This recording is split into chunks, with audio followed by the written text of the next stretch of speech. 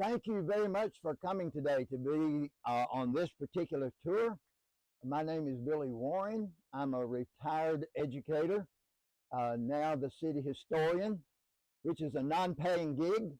I wouldn't have taken it with money, then they could tell me when to come and go. But I do been doing that for about 7 years now, I guess, and I'm loving doing these tours.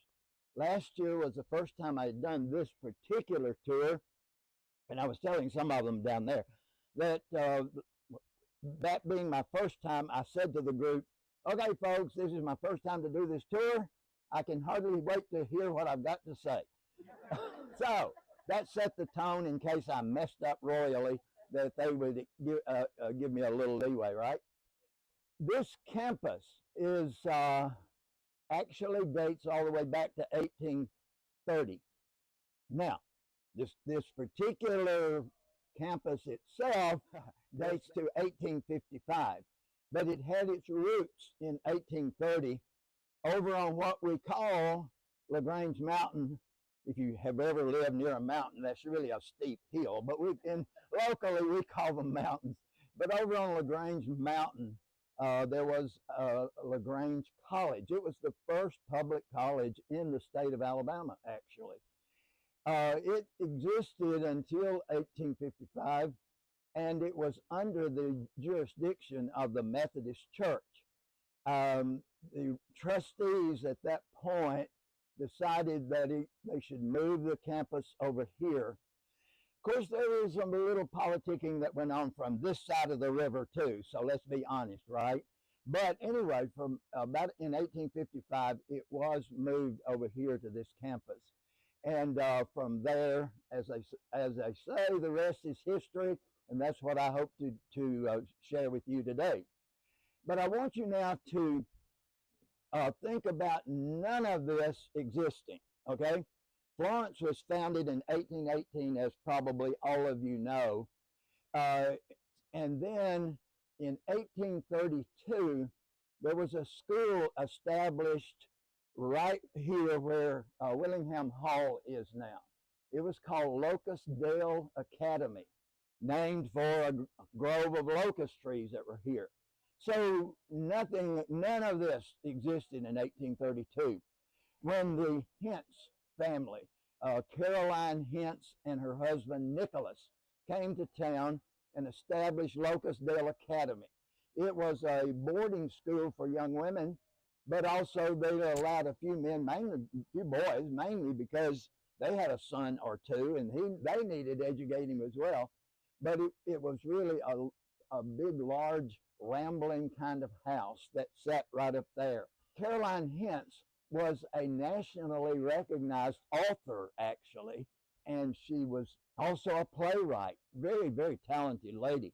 And Nicholas doesn't usually get as much press as she does, but he was actually the head of the foreign language department at the University of North Carolina at Chapel Hill. Before then later, he got so very interested in studying insects and became again a nationally recognized in that field. He wrote a big book actually that was used in colleges. So I wanted to give Nicholas a little bit of a shout out. Caroline always gets the limelight usually, but he was a very talented guy in his own right. However, he was kind of a dreamer too.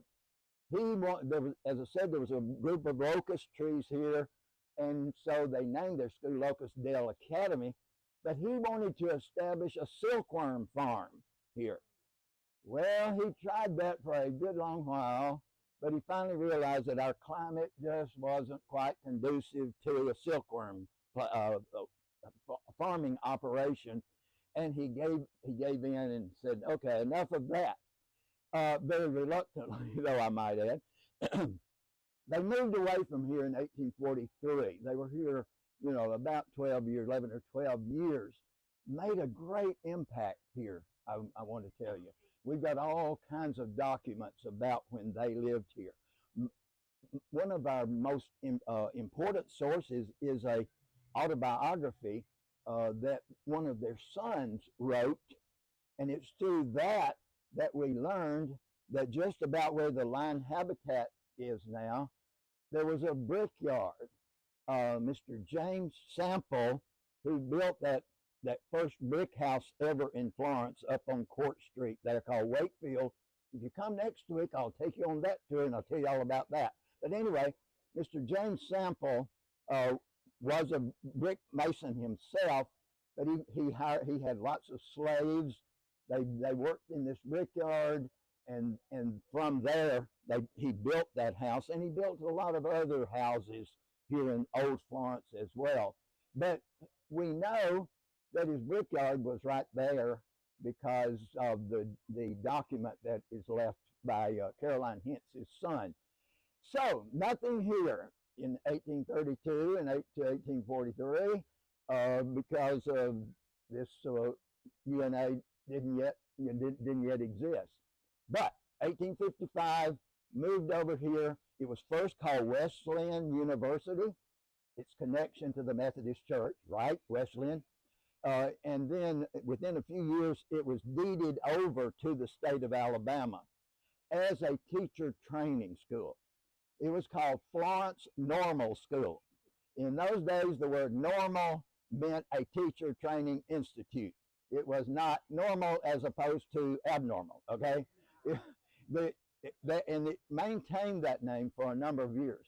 If you followed the UNA history very much, you know that it's gone through a lot of iterations in terms of name changes, but started out as Florence Normal School, later then Florence Normal College, then later Florence State Teachers College. Well, it goes on, right? But today it's the University of North Alabama. Now, one more thing, and I know you want to walk rather than hear me stand here and talk for forever. But folks, that was one of the three, that being moving the college over here, was one of the three major game changers for Florence becoming more than just a sleepy little town on the side of the river here. That was the first of the three. By moving it over here, and as it evolved, and today is a regional university, it has unlimited impact. I mean, you can talk to any number of people who have moved here because of the university, whose children go to school here, and then they end up moving here. This university has an impact now, of course, even internationally with a fairly large international population here. But it was one of the three game changers. The second one was the taming of the river. Now, if you're a dyed-in-the-wool environmentalist, you don't want to hear me talk about taming the river, okay? But the Tennessee River was really not navigable year-round until finally they tried all kinds of things, digging canals and doing all kinds of things, and that has a history all its own.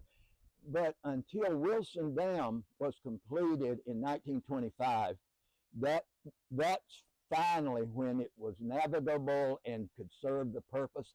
And today we refer to it as our own interstate highway, actually, right? Because millions of tons of goods, raw and completed goods, move up and down that wonderful river.